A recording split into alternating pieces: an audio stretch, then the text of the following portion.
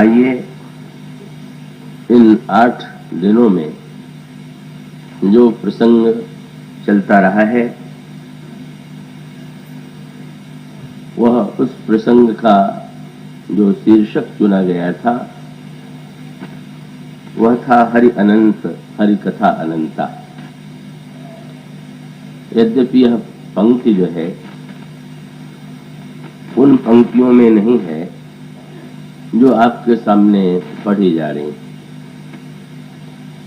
हुआ तो यह था कि जब अचानक कानपुर में यह टेलीफोन बिनानी जी ने करके पूछा कि जो कैसेट निकलने वाले हैं उसके लिए कथा का क्या शीर्षक दिया जाए, तो अनजाने में ही यही पंक्ति निकली थी, हरि अनंत हरि कथा अनंता।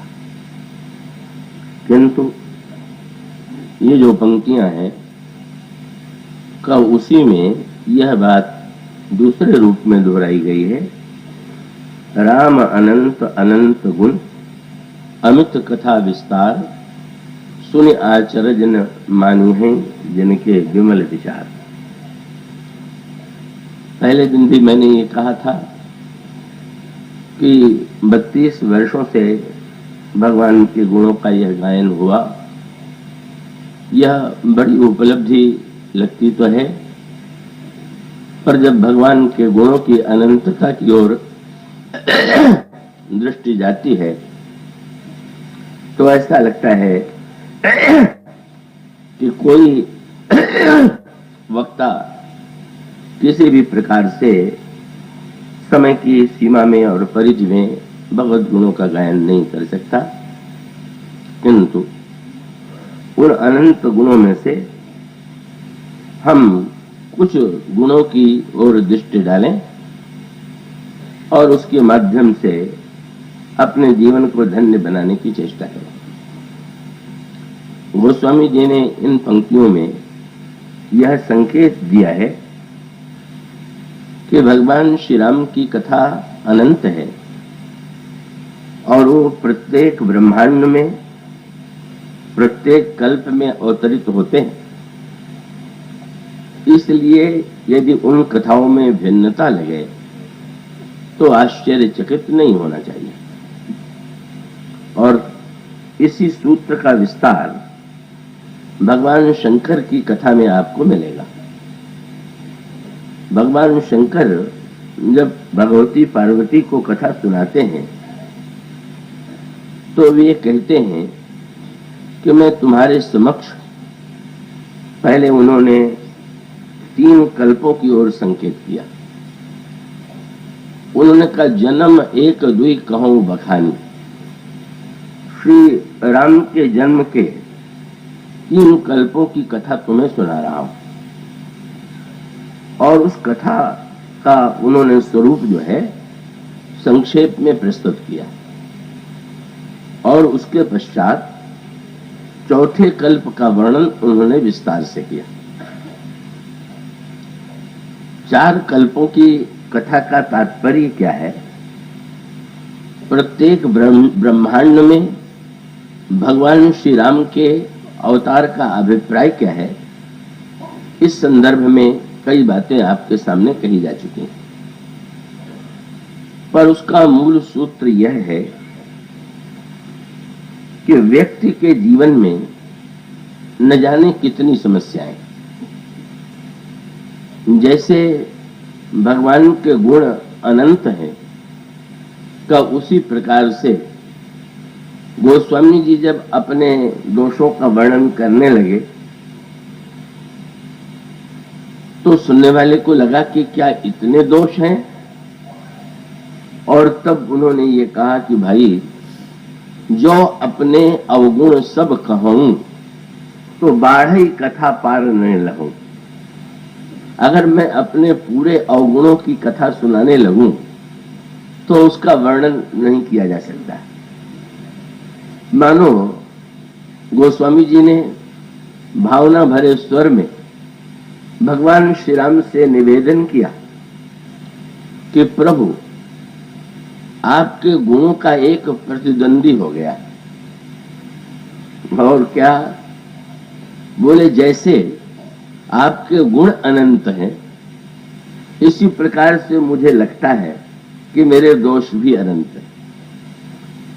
तो ऐसा कीजिए कि अगर आप यह दावा करते हो कि नहीं, अनंत तो मेरे ही गुण हैं, तो फिर एक ही उपाय है कि अगर आप ये चाहते हो कि आपके गुणों का कोई प्रतिद्वंदी न हो, तो मेरे दोष, जो अनंत दोष हैं, उनका अंत कर दीजिए, तो आपकी कथा अनंत रह जाएगी।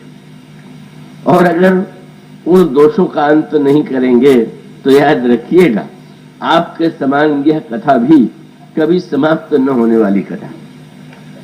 इन बातों को गोस्वामी जी ने श्री रामचरितमानस में, विनय पत्रिका में अनेकों रूप में प्रभु के समक्ष रखा है। प्रभु की सभा में गोस्वामी जी खड़े हैं विनय पत्रिका में, और भगवान श्री राम से उन्होंने एक अनोखी बात कही। अन्य लोग आते हैं तो कहते हैं कि मैं ये लेने के लिए आया हुआ। गोस्वामी जी ने कहा कि प्रभु, मैं तो आपके सभा की एक कमी को पूरा करने के लिए आया हुआ। सुनने वाले चौंक पड़े। जिसमें इतने बड़े बड़े भक्त संत एक से एक बढ़ करके विद्यमान हो, वहां कोई व्यक्ति ये कहे श्री भरत, श्री हनुमान जी, श्री लक्ष्मण, शत्रुघ्न और न जाने कितने अयोध्या के नागरिक, लगा कि ये तो बड़ी धृष्टता है। पूछ दिया गया, इस सभा में आपको ऐसी क्या कमी लगी कि जिसको पूरा करने के लिए आप आ गए? और तब उन्होंने कहा कि प्रभु, आपके अनेक नामों में से मैंने एक नाम सुना कि आप पतित पावन। पर जब मैं आपकी सभा में आया तो सोचने लगा कि देखें पतित पावन की सभा में कितने पतित, तभी तो आपका नाम पतित पावन सिद्ध होगा। पर जब ढूंढने पर एक भी पतित नहीं मिला तो मुझे लगा कि आपका नाम तो झूठा हुआ जा रहा है, और इसी कमी को पूरा करने के लिए मैं आ गया कि अगर आपसे कोई पूछे कि आप कैसे पतित पावन हैं, तो मेरी ओर संकेत कर दीजिएगा कि तुलसीदास जैसे पतित का मैंने उद्धार किया है, इसलिए मैं पतित पावन हूं। कितनी बढ़िया बात रहेगी, तो आपके सभा की कमी भी पूरी हो जाएगी और मेरा जीवन भी धन्य हो जाएगा। और कितने भाव भरे स्वर में कहते हैं, मैं हरि पतित पावन सुने, मैं पतित तुम पतित पावन, दो बालक बने। क्या सुंदर हमारी आपकी जोड़ी है। और इसका अभिप्राय ये है कि सही अर्थों में व्यक्ति यदि अपने दोषों की ओर दृष्टि डाले, यद्यपि यह हमारा दुर्भाग्य है कि बहुधा हमारी दृष्टि दूसरों के दोषों पर ही जाती है, किंतु जब आप श्री भरत की वाणी सुने, जब आप हनुमान जी की वाणी सुने, गोस्वामी जी की वाणी सुने, तो एक सज्जन ने एक बार मुझसे कहा कि मैं तो जब ये पढ़ता हूं कि मतिमंद तुलसीदास हूं, अपने आप को तुलसीदास मतिमंद कहते हैं, तो मैं सोचता हूं कि मैं अपने को क्या कहूं। और तब मैंने ये कहा कि आप तो तुलसीदास के मुंह से ये सुन करके चकित हैं। अरे जब हनुमान जी कहते हैं एक मंद में मोह बस, तो आप क्यों घबराते हैं? अपने को मंद कहने वालों की संख्या इतनी बड़ी है कि उन मंदों में हम सब भी एक मंद के रूप में सम्मिलित हो ही सकते हैं।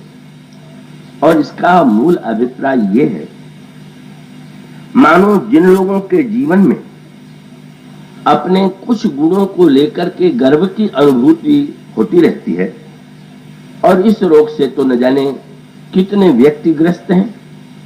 अगर किसी व्यक्ति में कुछ थोड़े से भी गुण होते हैं तो उसे अपने गुणों पर गर्व हो जाता है, अभिमान हो जाता है, और अभिमान का परिणाम यह है कि वो व्यक्ति अंततो गत्वा विनष्ट होता है और उसका पतन होता है। इसलिए ये जो गुणाभिमान है, इसीलिए व्यक्ति के जीवन में है कि वह अपने दोषों की ओर दृष्टि नहीं डालता।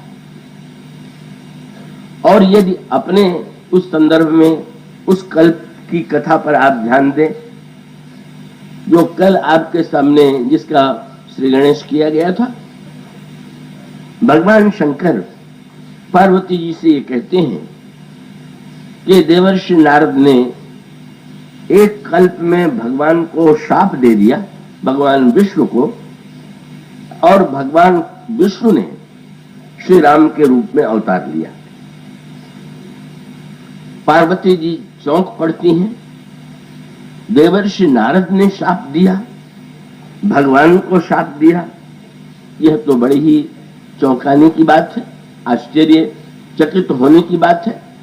और तब भगवान शंकर ने कई रूपों में इसका समाधान दिया, पर उस समाधान का मुख्य तात्पर्य यह है कि जब हम देवर्षि नारद के चरित्र को पढ़ते हैं तो उसको एक सूत्र के माध्यम से समझाने की चेष्टा की गई, और वह सूत्र यह है कि जब आप नाटक के मंच पर नाटक देखने के लिए सामने बैठते हैं तो उस समय आपके समक्ष अच्छे और बुरे दोनों ही प्रकार के पात्र आते हैं, पर आप यह जानते ही हैं कि मंच पर वे जैसे दिखाई देते हैं वस्तुतः वे वैसे नहीं।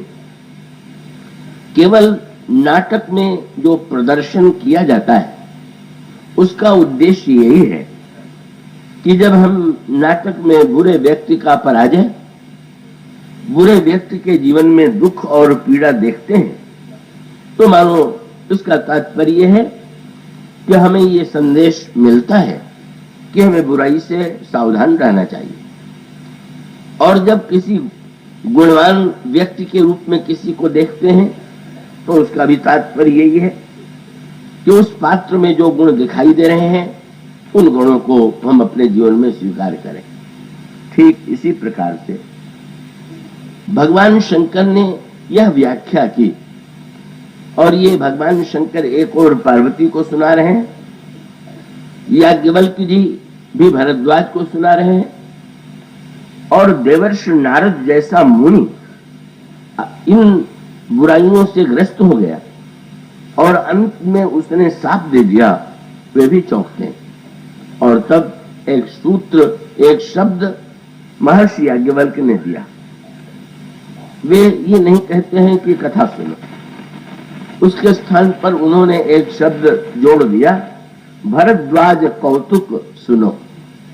कल वो कथा चल रही थी, शंकर जी ने देवर्षि नारद को उपदेश दिया, पर नारद को उपदेश प्रिय नहीं लगा, और जब यह वाक्य कहा तो समझ गए कि याज्ञवल्क्य का यह वाक्य सुनकर के भरद्वाज को बड़ी निराशा हो रही है।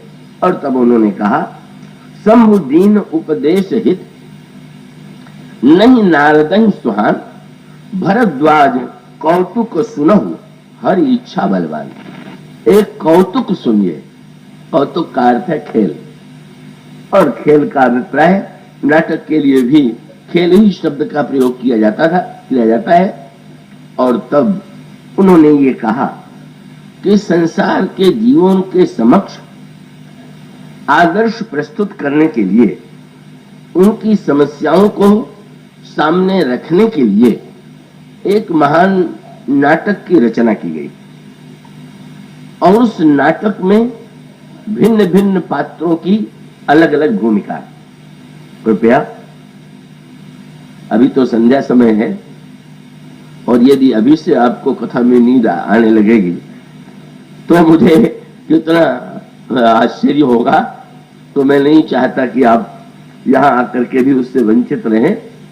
वहां पर शब्द उन्होंने दिया का कथा में सूत्र है, और उन सूत्रों की चर्चा की गई। जब देवर्षि नारद ने काम क्रोध लोभ को जीत लिया और जीतने के बाद उनके अंतःकरण में अभिमान उत्पन्न हो गया, तो इसका उद्देश्य था ये व्यक्ति को सावधान करने का संदेश। और उसका अभिप्राय यह है कि देवर्षि नारद जैसा व्यक्ति भी यदि गुण को अपना मान लेगा, अपनी विशेषता के रूप में देखेगा, तो अभिमान हुए बिना रह ही नहीं सकता। और यही एक बड़ी महान समस्या है व्यक्ति के जीवन में। अगर आप गहराई से देखें तो दोष ही समस्या नहीं है, गुण भी समस्या। सचमुच अधिकांश लोग दोषों की भी समस्या को पूरी तरह नहीं समझ पाते और गुण भी समस्या है ये तो लोगों को लगता ही नहीं। पर दोषों के द्वारा जितनी समस्याएं उत्पन्न होती हैं, गुण के द्वारा भी उतनी ही समस्याएं उत्पन्न होती हैं। और उन समस्याओं का मूल सूत्र यही है कि जब व्यक्ति के जीवन में गुण होंगे, विशेषता होगी, तो उसका स्वाभाविक परिणाम यह होगा कि वह व्यक्ति अपने आप में गर्व का अनुभव करेगा। और इसीलिए रामायण और महाभारत के संदर्भ में, और रामायण में तो केवल कुछ पात्रों के माध्यम से, और महाभारत में तो न जाने कितने पात्रों के माध्यम से इस समस्या की ओर संकेत किया गया। साधारणतः महाभारत के प्रति भी आज व्यक्ति के मन में जिज्ञासा है, उसे दृश्य पटल पर वो देखता है और उसमें जिन पात्रों का वर्णन किया गया, भीष्म, कर्ण, द्रोण, कृपाचार्य, और जब महाभारत में उनके गुणों का परिचय दिया गया, जब उनके गुणों पर दृष्टि जाती है तो यह सोच करके आश्चर्य होता है कि इतने गुणवान व्यक्तियों की निंदा क्यों की जाती। भीष्म जैसा बाल ब्रह्मचारी, पिता के लिए राज्य और भोगों का भी परित्याग कर देने वाला महान त्यागी, महान व्रती कौन होगा? कर्ण के समान दानी कौन होगा? अपने वचनों पर अडिग रहने वाला कौन होगा? द्रोणाचार्य के समान तपस्वी कौन होगा? कृपाचार्य के समान का मानो समस्त धर्मों को जानने वाला कौन होगा? और जब ये प्रसंग पढ़ते हैं तो जो भारत के मूल दर्शन से परिचित नहीं है, वे लोग चकित हो जाते हैं कि इन ऊंचे पात्रों की निंदा क्यों की गई। और ऐसे भी ग्रंथ, और विशेष रूप से कर्ण के संबंध में कई लेखकों ने अलग से भी पुस्तकें लिखी, ग्रंथ लिखे, और उसे यदि आप पढ़ेंगे तो प्रभावित हुए बिना नहीं रहेंगे। महाभारत में भी कर्ण का चरित्र पढ़ें तो व्यक्ति प्रभावित होता है। और उन लेखकों ने जब लिखा तो उनका मूल उद्देश्य ये था कि वेदव्यास ने कर्ण की निंदा करके उसके प्रति अन्याय किया। वो तो एक महान व्यक्ति था किंतु वही मूल चिंतन कि वस्तुतः भगवान श्री राम ने इस प्रश्न का अपनी दृष्टि से उत्तर दिया। श्री रामचरित मानस में भी मैंने जैसा कहा कि महाभारत काल में तो इसका बहुत बड़ा विस्तार है ऐसे पात्रों का, पर रामायण में भी ऐसे पात्र सामने आते हैं।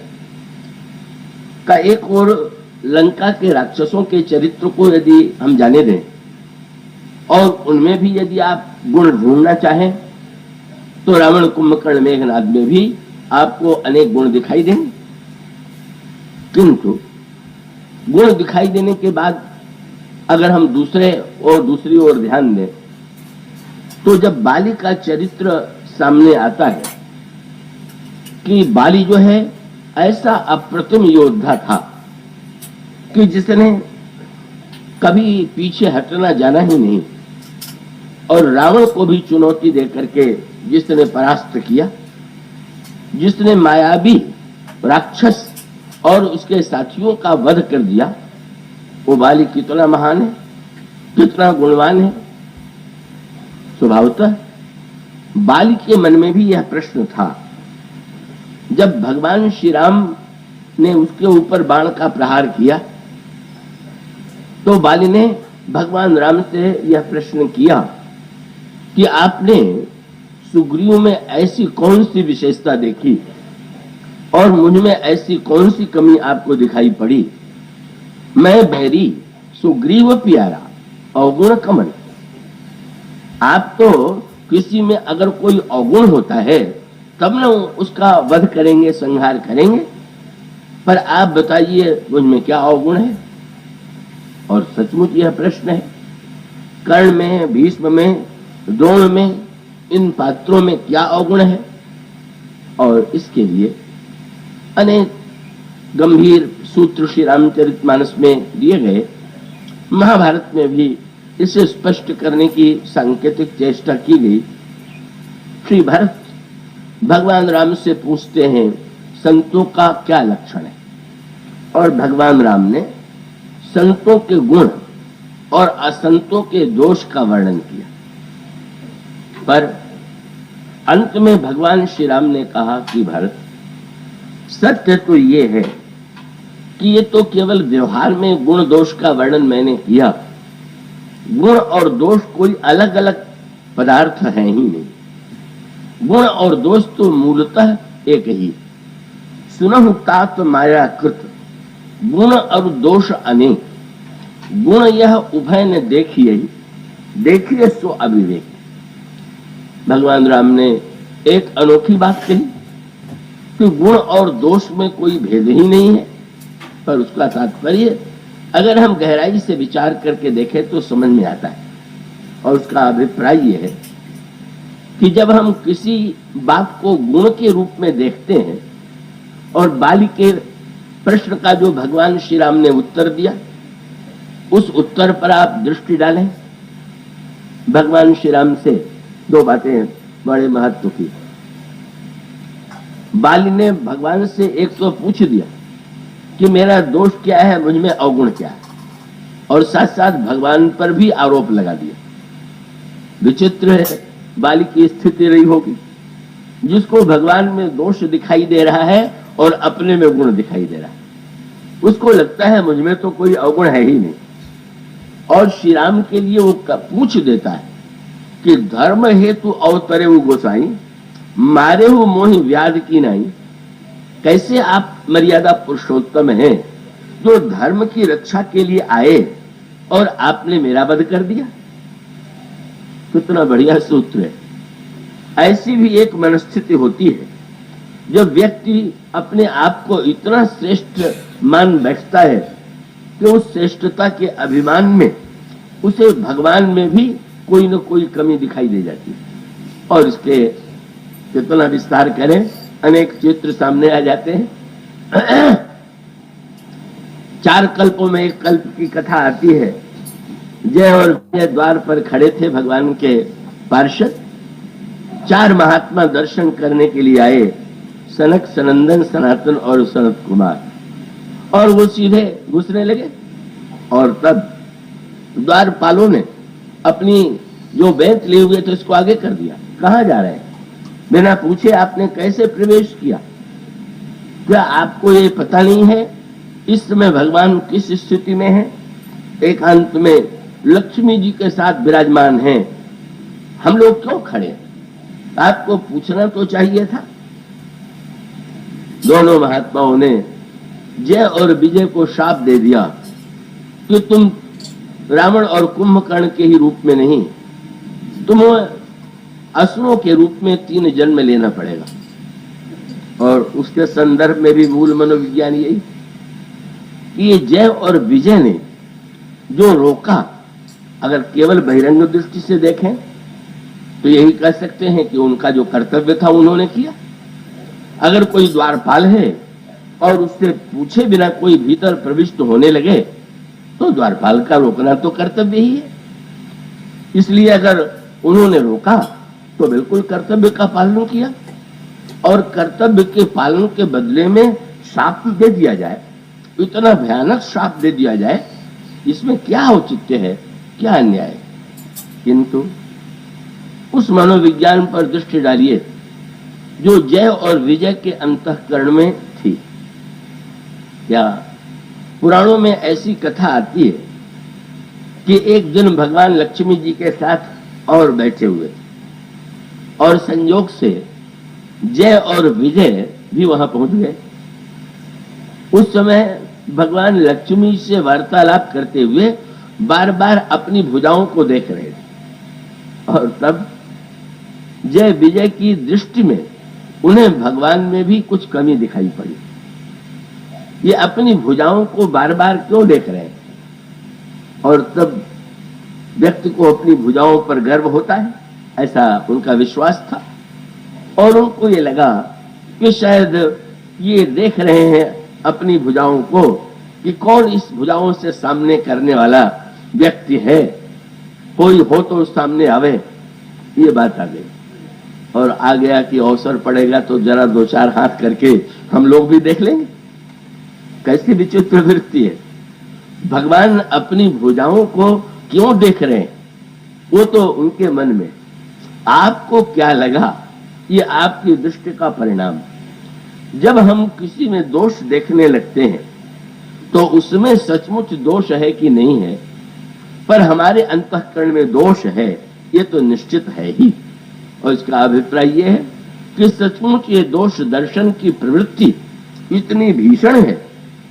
वैकुंठ माने जहां कुंठा न हो, वहां पर भी इस कुंठा का उदय हुआ। भगवान अपनी भुजाओं को देख रहे थे। क्यों? बोले भगवान की भुजाओं का विरध यही है। आप मैंने पत्रिका में गोस्वामी जी भगवान राम की भुजाओं का जब वर्णन करते हैं तो यही तो कहते हैं, कबहु सो कर सरोज रघुनायक धरि हो नाथ शीस मेरे यही कर अभय किए जन आरत बारक विबस नाम तेरे। यही कर कमल कठोर संबुधन भंजी जनक संशय मेटो। और यही कर कमल उठाई बंधुजो परम प्रेम केवट भेटो। आए शरण सभी तो विभीषण यही कर तिलक, यही कर कमल तिलक कीन्हे। और यही कर गहि सर चाप असुर हति अभय दान देवन दीन्हे। शीतल सुखद छाह यही कर की मेटति पाप ताप माया। निशिवासर तेहि कर सरोज की चाहत तुलसीदास छाया। भक्तों को इन भुजाओं में इसकी अनुभूति होती है। वस्तुतः भगवान अपनी भुजाओं को देख रहे थे। अरे इन भुजाओं का कोई सदुपयोग नहीं हो पा रहा है। किसी भक्त के उद्धार के लिए ये भुजाएं सक्रिय नहीं दिखाई देती। बार बार भगवान की दृष्टि जा रही थी इसलिए क्योंकि वे जीव पर करुणा करने के लिए, रक्षा करने के लिए व्यग्र हैं। किंतु ये जो असूया वृत्ति है, इसको असूया कहते हैं। गुण में गुण देखना एक वृत्ति है, दोष में दोष देखना ये भी स्वाभाविक हो सकता है, पर गुण में भी दोष निकाल देना इसी को असूया कहते हैं। और इसीलिए याद रखिएगा, तुलसीदास जी ने कहा कि राम कथा मंदाकिनी, और जिनको अनुसुईया जी ले आई। अनुसुईया जी का अर्थ है जिनमें असूया न हो, और उसका अर्थ है श्री राम की कथा आप तभी कह पाएंगे, समझ पाएंगे जब में आप में असूया का अभाव। और यदि आप में असूया होगी तो संसार की क्या बात है, भगवान में भी 10 दोष आप निकाले बिना नहीं रहेंगे। निकालते ही रहते हैं, रावण ने निकाल ही लिया। समाचार पत्रों में भी पैनी दृष्टि वाले जो अपने को लेखक हैं वो बताते हैं कि इनमें कितने दोष थे, और दोष जब बताने लगते हैं तो कहाँ दोष नहीं बता देते। भगवान राम ने शूर्पणखा से विवाह का प्रस्ताव स्वीकार कर दिया। इसको यूं कहें कि भगवान परस्त्री की ओर दृष्टि भी नहीं डालते मर्यादा के संदर्भ में। अध्यात्म के संदर्भ में तो अनेक भाव है, पर उस लेखक ने ये लिखा कि लगता है अयोध्या के राजकुल में जन्म लेने पर भी राम को राजनीति का ज्ञान नहीं था। नहीं तो शूर्पणखा के विवाह के प्रस्ताव को स्वीकार कर लेते। वो विवाह की प्रथा थी और उस लेखक ने लिखा कि अगर उन्होंने विवाह कर लिया होता तो दो महान राष्ट्रों में कितनी मित्रता हो जाती, लंका और भारत में कितनी बड़ी उपलब्धि थी। और इसका अर्थ ये है कि अब क्या कहा जाए इन असूया वृत्ति वाले व्यक्तियों की, पर दोष क्यों दिया जाए। जब बैकुंठ में वो असूया वृत्ति बैठ गई और वहां पर भगवान में उनके ही निकट रहने वालों को दोष दिखाई देने लगा। ये निकट रहना एक बड़ी इसका सावधानी है। ये समझ करके अपने को सौभाग्यशाली मत मानिए कि आप भगवान या संत के निकट रहने में कल्याण भी है। और अगर जरा सी दृष्टि असूया वाली हुई और पास में रहने पर इसकी संभावना तो रहती ही है, तो उसका परिणाम सामने आ गया। तो सावधान रहने की आवश्यकता है कि हमें ये वृत्ति न आवे। और तब महात्माओं ने शाप दे दिया, और शाप दे दिया कि जाओ तुम्हारे 3 जन्म हो। यदि समय होता तो इसकी विस्तार से चर्चा करता, 3 जन्मों का अभिप्राय क्या है।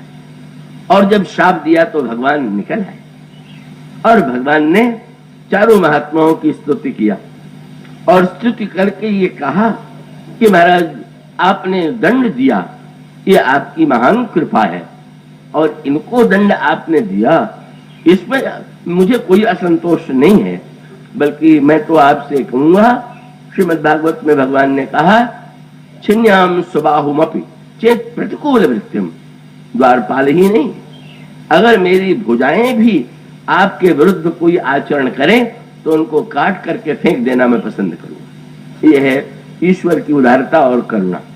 और फिर ये तीनों ने जन्म लिया असुरों के रूप में। हिरण्यकशिपु और हिरण्याक्ष बने, रावण और कुंभकर्ण बने, शिशुपाल और दंतवक्र बने। पर देखिए ना, भगवान एक और उन चारों महात्माओं की स्तुति करते हैं, पर एक बात उन्होंने जोड़ दिया। बोले आपने तो शाप दिया इनके कल्याण के लिए, तो हम भी जन्म लेंगे। आपने हमें तो जन्म लेने के लिए नहीं कहा, हम भी जन्म लेंगे। और आपने एक सूत्र आपका ध्यान गया होगा कि भगवान ने 3 जन्मों में इनका उद्धार करने के लिए 4 जन्म लिए। हिरण्याक्ष का वध करने के लिए वे हिरण्यकशिपु के रूप का नृसिंह के रूप में आए। हिरण्यकशिपु का वध करने के लिए कभी नरसिंह के रूप में आए। हिरण्याक्ष का वध करने के लिए वे वाराह के रूप में आए। रावण कुंभकर्ण का वध करने के लिए राम के रूप में आए, और शिशुपाल दंतवक्र का वध करने के लिए श्री कृष्ण के रूप में आए। भगवान ने 3 के स्थान पर 4 जन्म लिए, और कितनी करुणा है। उनको ये लगा कि यदि मेरे निकट रह करके भी इनमें दोष बचा रहा तो इनके कल्याण के लिए 3 के स्थान पर मुझे 4 जन्म लेना चाहिए। और सचमुच इसके द्वारा ईश्वर की करुणा का ही परिचय मिलता है। और इस तरह से एक जन्म की कथा का जो संदेश है वो इसकी ओर संकेत करता है। ये असूया और ईर्ष्या वृत्ति, और ये वृत्ति अंत में उस स्थिति में ले आती है जब व्यक्ति नीचे गिर जाता है और अनेक जन्म लेता है। और सचमुच उन वृत्तियों का जो विनाश होता है, दुर्गुणों का जो विनाश होता है, जब भगवान अवतार लेते हैं तभी होता है। और इसका अर्थ ये है कि इन वृत्तियों की निंदा करना सरल है, पर सत्य यही है कि जब तक भगवान की हम प्रार्थना न करें, भगवान जब तक करुणा न करें, तब तक ये वृत्तियां मनुष्य के जीवन में विनष्ट नहीं हो पाती हैं। वो संदर्भ का, और बाली के संदर्भ में भी बाली को अपने में कोई दोष ही नहीं दिखाई दे रहा, और भगवान से कह रहा है कैसे आप धर्मज्ञ हैं। मानो बाली का तात्पर्य था मैं धर्म का पालन करने वाला, रावण को जीतने वाला, मायावी को जीतने वाला, जिसने दुर्गुणों को हराया, राक्षसों को हराया, आपने उसके ऊपर बाण का प्रहार कर दिया। पर वहां भी सूत्र वही, गुण और दोष। रावण को जीतना गुण है कि दोष है, और उसका एक सांकेतिक अर्थ। बाली ने रावण को भगवान श्री राम से पहले ही जीत लिया। मानो बाली ने इसके द्वारा यह प्रकट करने की चेष्टा की कि बुराई को हराने के लिए हम ईश्वर की राह देखें, प्रार्थना करें, इसकी कोई आवश्यकता नहीं। हम पुरुषार्थ के द्वारा मोह को जीत सकते हैं। रावण को आध्यात्मिक भाषा में मूर्तमान मोह कहा जाता है। पर संकेत पर ध्यान दीजिए, जीत लिया और जीत करके बगल में दबा लिया और 6 महीने तक दबाए रहा और सारे संसार में भ्रमण करता हुआ प्रदर्शित करता रहा कि मैंने न केवल रावण को हरा दिया है, अपितु 6 महीने तक अपने बगल में दबाए रखा। वस्तुतः अब जरा दूसरी दृष्टि से विचार कीजिए। अगर बहिरंग दृष्टि से देखें तो ऐसा लगेगा कि रावण को हरा देना और 6 महीने तक दबाए रखना कितनी बड़ी वीरता का कार्य है। पर जरा उसको उलट करके देखिए, क्या ये 6 महीने दबाना, पहले तो दबाने शब्द पर ध्यान दीजिए और 6 महीने के अंक पर ध्यान दीजिए और उसका अर्थ ये है, बाल की आयु कितनी और रावण की आयु कितनी है। अंकों की गणना सुनाने की आवश्यकता नहीं, शायद आप लोग आतंकित हो जाएं। रावण की आयु तो इतनी लंबी है, ये अवगुणों की आयु सचमुच बड़ी लंबी होती है। और तब रावण की उस लंबी आयु में और बाली की लंबी आयु में अगर 6 महीने तक रावण को बाली ने दबा लिया तो क्या ये बड़े महत्व का कार्य है क्या। और उसको उलट करके हम आप अपने जीवन में देखें, मान लीजिए सामने वाले किसी व्यक्ति ने आपकी आलोचना कर दिया, निंदा कर दिया, क्रोध तो आ ही जाता है, पर आपने मान लीजिए क्रोध को दबा लिया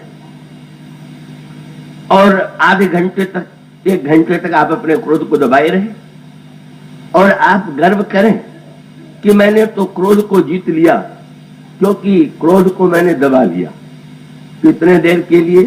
बोले 1 घंटे के लिए। 100 वर्ष की आयु में आपने 1 घंटे के लिए क्रोध को जगा लिया, दबा लिया, मिटा भी नहीं दिया, दबा लिया, और आप ये गर्व करते हैं कि आपने बड़ी बड़ी सफलता प्राप्त कर ली। ऐसी विजय तो हम में आप में से प्रत्येक व्यक्ति कभी न कभी करता है। कभी लोभ को दबा लेता है कुछ समय के लिए, कभी कोई व्यक्ति क्रोध को दबा लेता है, पर मानो संकेत ये, वो अगर गहराई से विचार करके देखें तो यही कह सकते हैं कि रावण को बाली ने 6 महीने के लिए दबाया और रावणत्व ने बाली को न जाने कितने लंबे काल तक दबाए रखा। कौन किसको दबाए हुए है, इस पर अगर बाली की दृष्टि जाती तो उसे अभिमान न होता। उसको लगता है कि सचमुच जीव के लिए मोह को जीतना असंभव है, वह तो मोह तो भगवान के द्वारा ही विनष्ट होता है, गर्व करने की आवश्यकता नहीं। पर बाली को गर्व हुआ और वो अपने आप को धर्मात्मा मानता है, वही प्रवृत्ति जो हम सब में है। रावण भी अपने को धर्मात्मा ही मानता था। अंगद से कह दिया, तुम्हारी ऐसी भाषा सुन करके मैं चुप रह गया, तुमने सोचा ऐसा मैंने क्यों किया? और उसने तुरंत कहा, नीति धर्म में जानता हूं, मैं महान धर्मात्मा हूं, नीति को जानने वाला हूं, मेरे द्वारा अधर्म का कार्य थोड़ी होगा। दूध को मारना जो है वो तो नीति के विरुद्ध है। अंगद खूब हंसे। रावण गर्व कर रहा है, अंगद को इतना कटु वचन बोलने पर भी मैंने क्षमा कर दिया, मैं बड़ा उदार हूं, क्षमाशील, बड़ा धर्मात्मा हूं। और एक वाक्य में अंगद ने रावण की वास्तविकता को प्रकट कर दिया।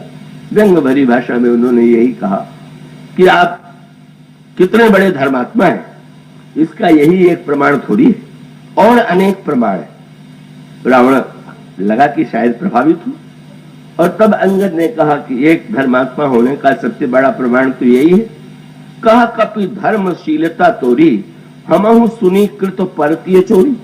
सीता जी को चुरा करके आपने इतना धर्मात्मा होने का कार्य किया है कि इतिहास में आपका नाम अंकित रहेगा कि आप कितने बड़े धर्मात्मा हैं। छोटे से कार्य को हम अपने बड़ा महत्व दे देते हैं और जीवन में बड़े से बड़ा पाप करने के बाद भी हमें कहीं ग्लानि और पश्चाताप नहीं होता। यही तो हमारे जीवन की विडंबना है। बाली के संदर्भ का भी सत्य यही है, और वहां पर भी भगवान राम ने बाली से यही कहा कि बाली, बस शब्द भगवान ने जो चुन करके कहा वो सर्वत्र है। बोले मूढ़ तो ही अतिशय अभिमाना, तुझे अपने गुणों पर गर्व हो गया। और दूसरी ओर अनुज बधू भगनी सुत नारी, सुनु सठ कन्या समय ये चारी, इन्हीं कुदृष्टि विलोक जोई, ताही बधे कछु पाप न होई। इतना बड़ा अधर्म करने के बाद भी तुम्हें लगता है कि तुम्हारा कोई अन्याय और अधर्म नहीं है, तुम कितने गर्वान्वित हो। और भगवान ने कहा कि तुम्हारा गर्व इतना बढ़ गया कि मम भुज बल आश्रित ते ही जानी, मारा चहसी अधम अभिमानी। और इसका सांकेतिक अर्थ यह है कि अगर गुणों की परिणति अंत में अभिमान में हुई तो व्यक्ति व्यर्थ, उससे अच्छा तो यही था कि उस व्यक्ति में वो गुण होता ही नहीं। यही संकेत महाभारत में कर्ण के संदर्भ से जुड़ा हुआ। कर्ण को आप देखते हैं, बड़े प्रभावित होते हैं, गदगद हो जाते हैं। मुझे याद है रामायण में जब चल रहा था दूरदर्शन में, तो कुंभकर्ण से ही एक सज्जन बड़े प्रभावित हुए और बहुत प्रभावित लोग हुए। और एक आदमी ने तो मुझसे कहा कि मुझे तो आज ज्ञान हुआ कि कुंभकर्ण कितना महान था जब मैंने देखा। मैंने कहा कि कोई बात नहीं है, पर कुंभकर्ण इतना महान न दिखाई देने लगे कि राम की महानता दिखाई देना बंद हो जाए, इतनी कृपा कीजिएगा।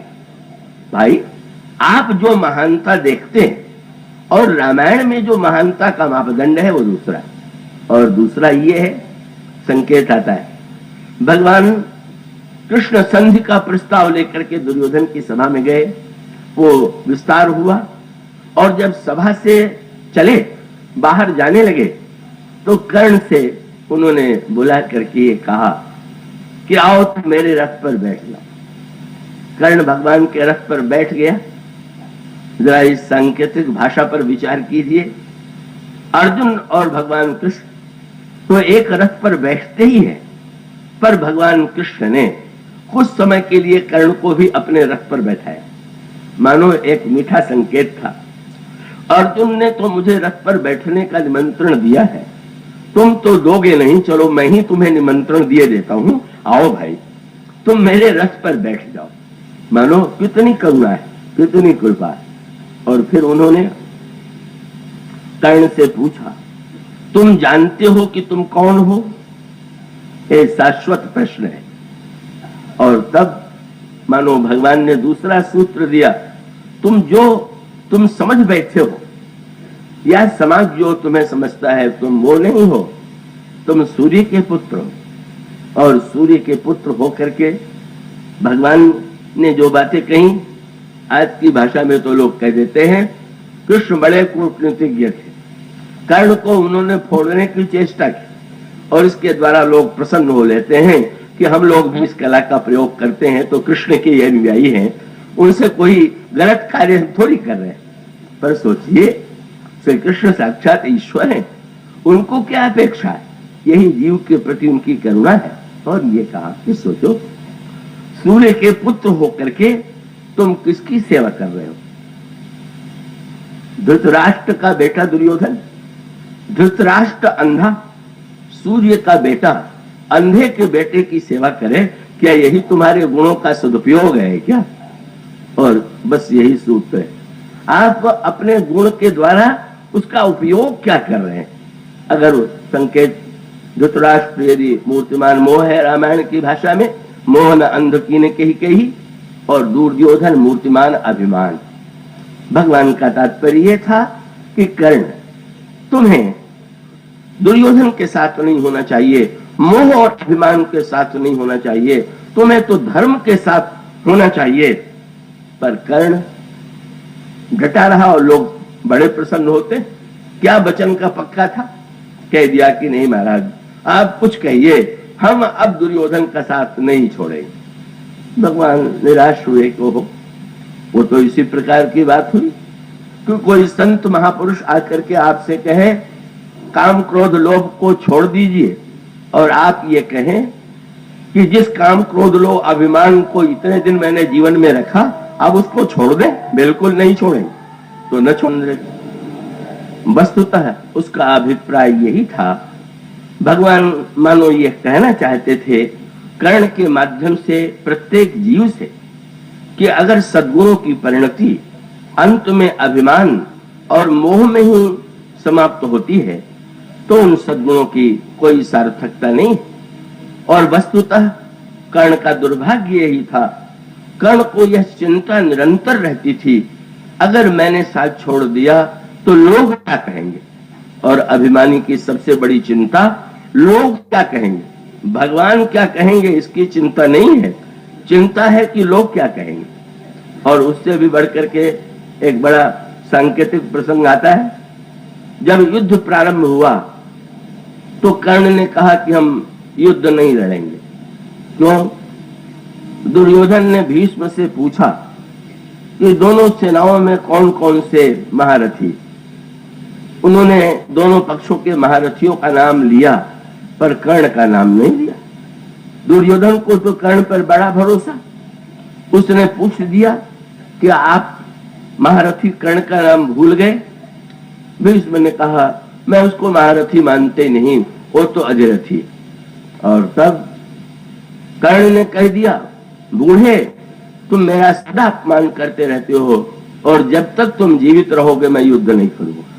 कैसी विडंबना, साथ देने की घोषणा पर एक बार आलोचना सुन लिया तो ये प्रतिज्ञा कर लिया। और सचमुच भीष्म जब तक जीवित रहे या गिर नहीं गए तब तक कर्ण ने युद्ध नहीं किया। मानो सारा कार्य केवल अभिमान की भावना से प्रेरित, हमारे अहम पर हमारा अपमान तुमने कर दिया। और उससे भी बढ़िया बात ये आती है कि जब युद्ध प्रारंभ होने चला तो भगवान चले गए कर्ण से मिलने।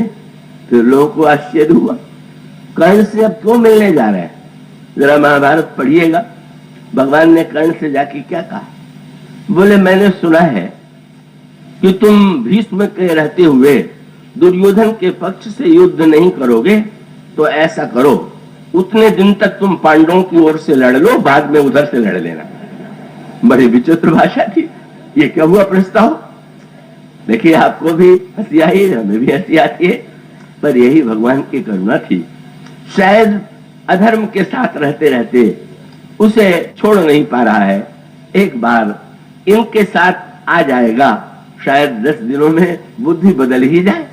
ये भगवान की करुणा है, उनकी कूटनीति है, कृपया इसे इस रूप में न देखिए।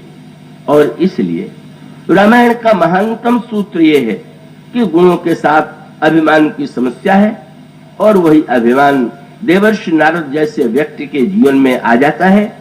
भगवान शंकर में भी उनको दोष दर्शन की प्रवृत्ति, दोष दिखाई देता है। भगवान शंकर त्रिभुवन गुरु है, ईश्वर में और गुरु में अगर दोष दिखाई देने लगा तो आप किससे सीखेंगे? क्या कल्याण होगा? जे सठ गुरु सन ईर्षा करही, नौरो नरक कोटि युग परही। और इसका अभिप्राय यह है, कुछ स्थान तो छोड़ दीजिए जहां ईर्षा न कीजिए, दोष दर्शन न कीजिए, पर यही परिणति होती है। और वो परिणति जब शंकर जी ने कहा विष्णु भगवान को नहीं सुनाइएगा, तो बोले आप कहते हैं तो मैं जाऊंगा ही नहीं। लीजिए, बोले आपने कहा और मैं क्यों जाऊं, तो सुनाने के लिए मैं क्यों जाऊंगा। लेकिन वृत्ति क्या थी? बोले बहुत अच्छा है, मैं नहीं जाऊंगा तो इनको भी संतोष हो जाएगा कि ये मेरी बात मान करके गए ही नहीं। किंतु मन में योजना थी, अगर जल्दी जाएंगे तो भगवान के पास तो जाते ही रहते हैं, भगवान ये पूछेंगे ही नहीं कि कैसे आए। बहुत दिन बिता के जाऊंगा तो जरूर पूछेंगे कि इतने दिन कहाँ रहे, और तब सुनाने का आनंद आवेगा कि मैं तो नहीं सुनाना चाहता था, पर क्या करूं, कई लोग बड़े कलाकार होते हैं। उस समय नारद में भी वही कलाकारिता आ गई थी, प्रशंसा का भी प्रचार करे तो कैसे। और गए भगवान के पास, बहुत दिन बाद गए, और उस समय भगवान शेष सैया पर लक्ष्मी जी के से चरण दबवा रहे थे, और ब्रह्मचारी काम आदि को जीतने वाले नारद को मन ही मन लगा कि भाई अब भगवान कह करके सब पूजा करते हैं, पर कैसे आलसियों की तरह पड़े हुए पत्नी से पैर दबवा रहे हैं। चलो, प्रभु बड़े कौतुकी उठ करके खड़े हो गए और भगवान ने नारद से वही कहा जो नारद सुनना चाहते थे। भगवान ने नारद से कहा, बोले महाराज, गोस्वामी जी कहते हैं हर्षी मिले, खड़े हो गए। नारद को बड़ा संतोष हुआ, अभी तक तो कभी खड़े होते नहीं थे, पर आज लगा कि मेरा सम्मान बढ़ गया। आप सोचिए, किसी पिता को देखकर, किसी पुत्र को देख के पिता खड़ा हो जाए और पिता प्रसन्न हो कि मैं कितना ऊपर उठ गया, तो पुत्र का दुर्भाग्य ही है। और भगवान खड़े ही नहीं हुए, हर्ष मिले उठी रमा निकेता, बैठे आसन ऋषि समेता, अपने ही आसन पर बैठा दिया। और भगवान ने तुरंत कहा, बहुत दिनन किन्हीं मुनि दाया। महाराज, बहुत दिनों में आपने दया किया। एक एक शब्द कितना विचित्र, आपने दया किया, बहुत दिन में आपकी कृपा हुई। नारद प्रसन्न होते जा रहे हैं। और तब कामचरित नारद सब भाखे, यद्यपि प्रथम बरज स्यो राखे, अति प्रचंड रघुपति के माया, कौन मोह अस जो जग जाया। और तब रूख बदन करी बचन मृदु, बोले श्री भगवान, तुम्हारे सुमिरन ते मित ही मोह मार मदमान। महाराज, अरे आपकी तो बात क्या है, आपका जो स्मरण कर ले उसके भी विकार दूर हो जाते हैं। देखिए ना, आलसी की तरह पड़ा हुआ था, आपके आने से मेरा भी आलस्य छूट गया, मैं भी खड़ा हो गया, चैतन्य हो गया। वो तो आपका दर्शन बड़ा फलदायी है, स्मरण बड़ा फलदायी। और नारद जी बोलते जा रहे हैं। और नारद ने सोचा, अब मुझे क्या कहना चाहिए, तो बोले कृपा तुम्हारी सकल भगवान, है सब आपकी कृपा है। कृष्ण शंकर जी से पार्वती जी ने कहा, बहुत बढ़िया बात बोले, और बोले तो शब्द पर पीछे भावना क्या थी। बोले नारद कहा, सहित तो अभिमाना, अभिमान से जब इन्होंने मेरी प्रशंसा की है तो हम भी इनकी प्रशंसा कर दें। बस लेन देन प्रशंसा में परस्परम प्रशंसन्ति की वृत्ति लेकर के भगवान से जब उन्होंने कहा, भगवान के हृदय में यही बात आई, उर अंकुर गर्व तरु भारी, बेग समय डारी हम उखारी। अरे हमारे प्रिय नारद के हृदय में अहंकार अंकुरित हो गया, इसको उखाड़ने की आवश्यकता है। और तब प्रभु ने जो कौतुक किया उसका सूत्र यही है। आगे चल करके नारद जी में 6 बुराइयां आई। 6 विकार मुख्य माने जाते हैं, काम, क्रोध, लोभ, मद, मोह, मात्सर्य। समय भाव से उसको गिनाने की अपेक्षा नहीं है, आपको 6 विकार नारद जी में दिखाई देंगे। मानो भगवान नारद को ये बताना चाहते थे, तुमने 3 विकारों को जीतने का गर्व किया और 6 विकार तुम्हारे ऊपर सवार हो गए। कुछ समय के लिए तुमने इसको अपनी इतनी बड़ी उपलब्धि मान लिया। ये प्रभु की सावधानी थी। और उसी संदर्भ में नारद में क्या क्या नहीं आ जाता दोष। कैसी कामना की वृत्ति, स्वार्थ की वृत्ति उदित जब होती है तो मानो नारद का चरित्र, विश्व मोहिनी का हाथ नारद ने देखा और देख करके उनको लगा, जो यही बरई अमर सो होई, समर भूमि तेई जीत न कोई, सेवही सकल चराचर ताही, बरई शील निधि कन्या जाही। उन्होंने अर्थ लिया, जिससे इस कन्या का विवाह हो जाएगा उसमें इतने गुण आ जाएंगे। उसमें फल ये था कि जिससे इस कन्या का विवाह होगा उसमें इतने गुण होंगे, और उन्होंने माना हो जाएंगे। वो लक्षण तो सारे भगवान के थे। और तब चिंता हो गई, हम कैसे विवाह करें। और तब भगवान की याद आ गई। ऐसी याद तो हम लोगों को न जाने कितनी बार आती है। बुरी इच्छा को पूरी करने के लिए क्या हम भगवान की याद नहीं करते हैं क्या। बस बड़े कौतुकी नारद जी स्तुति करने लगे, अरे जाए, बड़ा समय लग जाएगा जाने में। और प्रभु कौतुकी प्रणत हितकारी भगवान सामने आ गए। बोले तुम कष्ट मत करो, हम ही आ गए। वो क्या चाहते हो। बोले महाराज जी, अपनी सुंदरता मुझे दे दीजिए जिससे विश्व मोहिनी से विवाह हो जाए। प्रभु के सामने मानो जीव भगवान से, नारद तो नाटक में इस रूप में सामने आए, पर ये तो हमारे आपके जीवन का नित्य का सत्य है। हम भगवान से अपनी ही कामनाओं को पूर्ण करने के लिए हम मांग करते हैं, हमें माया दे दीजिए, हम माया के स्वामी बन जाएं, माया से हमारा विवाह हो जाए। और भगवान जब यह बात को सुनते हैं तो भगवान ने यही कहा, जही विधि होई परम हित, नारद सुनहु तुम्हार, सोई मैं करब न आन कछु, बचन मृषा हमार, तुम्हारा हित मैं करूंगा। और कैसा हित किया? बोले मुनि हित कारण, कृपा निधाना, और दीन कुरूप न जाई बखाना। उन्होंने कहा सुंदर बनाइए, उन्होंने बंदर बना दिया। बड़ी कृपा थी। प्रभु ने सोचा अभी सुंदर बना दूंगा तो जीवन भर बंदर रहेगा विवाह होने के बाद, इसलिए अगर अभी बंदर बना दे तो जीवन भर बंदर होने से बच जाएगा। यह है प्रभु की करुणा। पर उसके बाद उस कथा का जो विस्तार है, एक एक सूत्र बड़े महत्व के हैं। नारद ने अनुभव कर लिया कि भगवान प्रसन्न है और उन्होंने सुंदरता दे दिया। अगर कहीं नारद के पास दर्पण होता और एक बार देख लेते कि भगवान ने कैसी सुंदरता दी है तो आगे के संकट से बच जाते।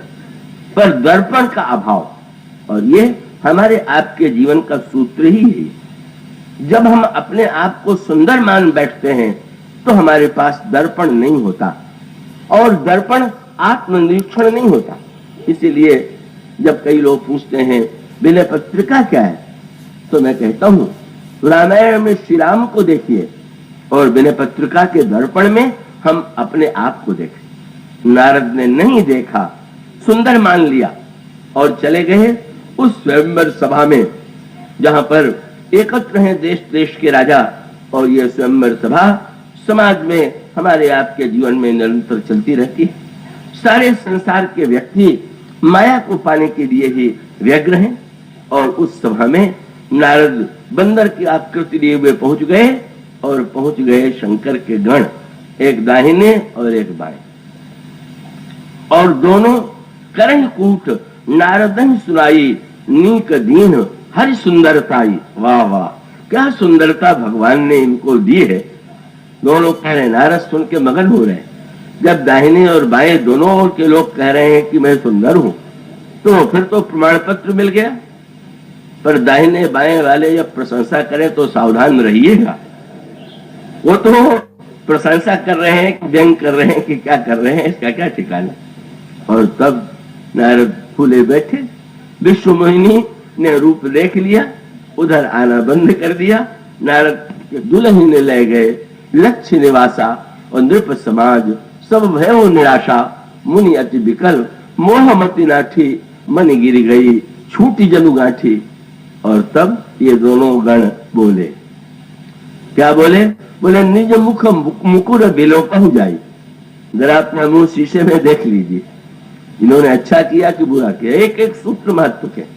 अच्छा, नारद में अभिमान आ गया, नारद में प्रदर्शन की वृत्ति आ गई, काम की वृत्ति आ गई। अगर इन लोगों ने नारद में दोष देखा तो क्या उन्होंने सही नहीं देखा? अंत में रुद्र के गण थे, शंकर के गण 3 आंख वाले। पर याद रखिए, दूसरे का दोष जब हम देखते हैं तो चाहे रुद्रगण ही क्यों न हो, उसका परिणाम ये कि रुद्रगण नारद से कह रहे थे कि अपना मुंह दर्पण में देखिए, तो उसके पहले अगर वो अपना मुंह में दर्पण में देख लेते। बस यही है, दर्पण देखना बहुत अच्छा, और कौन घर में नहीं देखता। लेकिन दर्पण जैसा झगड़े की जड़ भी कोई नहीं। दर्पण देखिए तो आनंद आ जाए, और दूसरे से कह दीजिए कि जरा शीशे में मुंह देख लो तो झगड़ा सुन। और इसका अर्थ है दर्पण अपने दोषों को देखने के लिए रखिए, दूसरों को दिखलाने के लिए नहीं। पर यही भूल रुद्रगणों ने की। और तब देवर्षि नारद ने जल में अपनी आकृति देखी। ये रामायण के सूत्र हैं। दर्पण स्थिर होता है और जल चंचल होता है। उन्होंने चंचल मन से विचार किया, और तिनहि शराप दीन अति गाढ़ा, जाय निशाचर हो तुम कपटी पापी दो। नारद को बने बंदर और रुद्रगण बन गए रावण और कुंभकर्ण। याद रखिए, नारद जी तो 2 घंटे के लिए बंदर बने, पर ये रुद्रगण तो हजारों लाखों वर्ष के लिए रावण और कुंभकर्ण बन गए। कभी कभी दूसरे में दोष देखने वाले की यही स्थिति होती है। वो प्रसिद्ध बुद्ध गाथा तो आपने सुनी ही होगी कि 2 शिष्य नदी के किनारे स्नान कर रहे थे। एक युवती डूबने लगी, भिक्षु को स्त्री के शरीर का स्पर्श निषिद्ध है, एक ने नहीं स्पर्श किया, नहीं भिक्षु का ये धर्म नहीं, और दूसरा नदी में कूद पड़ा। उस युवती को कंधे पर उठाया, उसका पेट दबा करके जल निकाल दिया और स्वस्थ होने पर उसके घर पहुंचा दिया। जब दोनों भिक्षु लौटे तो दूसरे भिक्षु ने यह कहा कि आज इसने भिक्षु धर्म का पालन नहीं किया। एक युवती, और वो भी शरीर भीगा हुआ, जिसके कपड़े गीले, उसको इसने कंधे पर उठाया, ढो करके ले गया। हंसने लगे और हंसते हुए भगवान तथागत ने कहा कि भिक्षु, उसने तो युवती को कंधे पर उठाया, उसको उतार दिया, पर वो युवती तुम्हारे मन पर अब भी सवार है। अब भी तुम उसी का चिंतन कर ही जा रहे हो, वही शरीर तुम्हें दिखाई दे रहा है, भीगा हुआ कपड़ा। सोचो तो तुम अपने मन के कंधे से तो उसको उतार दो। और इसका अर्थ यह है, कभी कभी यही होता है, और यही हुआ। शंकर नारद जी तो 2 घंटे के लिए बंदर बने, और जब शंकर जी ने जन्म लेने का निर्णय किया तो प्रभु से कहा मुझे बंदर बनाइएगा। क्यों? बोले बंदर बन करके नारद माया से बच गए, तो मैं चाहता हूं कि आप जब पहले से ही बंदर बना देंगे तो माया का भय कभी नहीं होगा। और ये अर्थ लिया शिव ने, और उनके गणों ने हंसी बुढ़ाई, कैसे कमी है, कैसा हंसी हो रही है, कैसा व्यंग हो रहा है। और नारद के क्रोध की सीमा नहीं रही। फरकत आधर कोप मन माही, सपति भय ग्रहे कमला चले कमलापति पाही, दई हो शाप कि मरी हो जाई, जगत मोर उपहास कराई। और फिर बीच ही पंथ मिले धनुजारी। जब स्तुति करने जा रहे थे तो भी मिल गए, और जब गाली देने जा रहे थे तो भी आ गए। ये करुणा केवल ईश्वर में है। वो सुनने के लिए आके खड़ा हो गया, पूछ दिया मुनि कहाँ चले विकल की नहीं, मुनि जी कहाँ जा रहे हैं? अब देखते हैं, वो विश्व मोहिनी भी बगल में खड़ी थी। बस इतना क्रोध आया, देखो तो धृष्टता, मुझे जलाने के लिए उसी को जिससे मैं विवाह करना चाहता था उसे लेकर के खड़े हैं मेरे सामने, और मुझी से पूछ रहे हैं मुनि कहाँ चले विकल की नहीं। और तब बिगड़े, और फिर भगवान में भी दोष दिखाई देने लगा। सूत्र सर्वत्र वही।